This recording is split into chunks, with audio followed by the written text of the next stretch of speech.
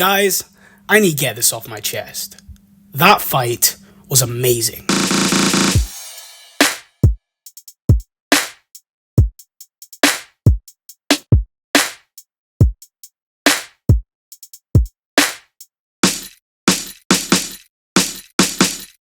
Guys, I think that might be the best fight I ever watched. I guess part of that is because it actually paid off to the massive build-up. Well, sue me. It had history, drama, legacy, tenacity, entertainment. I don't care if it's not for a belt. These are the fights I want to see. Real bad blood, a real hunger to win, ebbs and flows in the fight. This is exactly what we need as boxing fans. We don't need people fighting for pointless belts and fighting no-name people with no real hunger. The truth is, it doesn't really matter who won, because boxing won. Conor Benn's quite sad because he lost, but the truth is his stock is raised and nobody can say that he isn't a good fighter and that he doesn't have heart, because he showed a lot of good things in there, really. But Chris Eubank, he just wanted it more. He had the better experience, the better boxing skill, and that was it. Straight from round one, Chris Eubank was on smoke. He just went for it, and he kind of caught Conor Benn off guard. He looked a bit, scared and worried about the moment, like, oh no, what have I got myself into? But he found himself a few rounds later, after a lot of wasted movement and rolls and slips that he didn't really need to do, and punching out of range. The main issue for Conor is that he's not a 160-pound fighter. I mean, neither's Eubank. So he does not have the power to actually knock him out. He can hit him with his hardest punch clean and it's not going to knock him out. He has to hit him with a bunch of combinations to knock him out. And he was too gun shy and he just didn't do it. He didn't capitalize on so many opportunities. Chris Eubank isn't someone you can let slide and gain confidence. You have to show him he's in a fight and you have to hit him in the chin as hard as you can and keep hitting him. You can't let him off. Otherwise he will pepper you with his jab and his left hook and his uppercuts and he won't stop.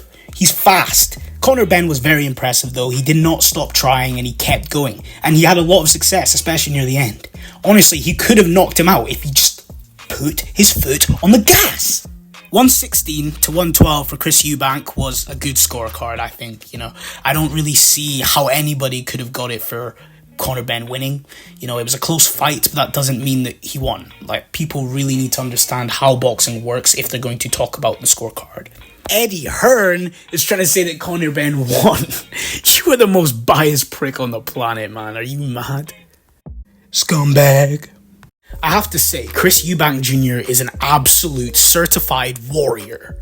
He did not stop. He wanted this, and nobody can say anything, man. Anything. He is a warrior. Did you see that round 12 with those punches? Oh my goodness. Everybody was trying to disrespect the fight, saying, it wasn't the most skilled bout. Shut up. Seriously, just shut up. Honestly, just be appreciative of what we just saw, really. Because you do know it does require skill to do what they just did. It's not just they weren't just fighting and throwing random punches. No, it's hard to just slip punches that are coming at you that quick, to roll, to know when to time the left hook. These aren't just things that are super easy, but because they don't look like Usyk or whatever, it's terrible skill. No. Yes, they're not the top level, but they're still very skilled. What are you on about? They would destroy any British level fighter. So, what's next for Chris Eubank Jr. and Conor Benn? Well, I would say Chris Eubank Jr. should just retire. I feel like that's going to be the greatest moment in his career. I don't think he's going to be able to top it. I think he should retire because he's not going to be able to beat Canelo. He just isn't. So why don't you end it on a high? I think if he fights Conor Benn again, he might lose.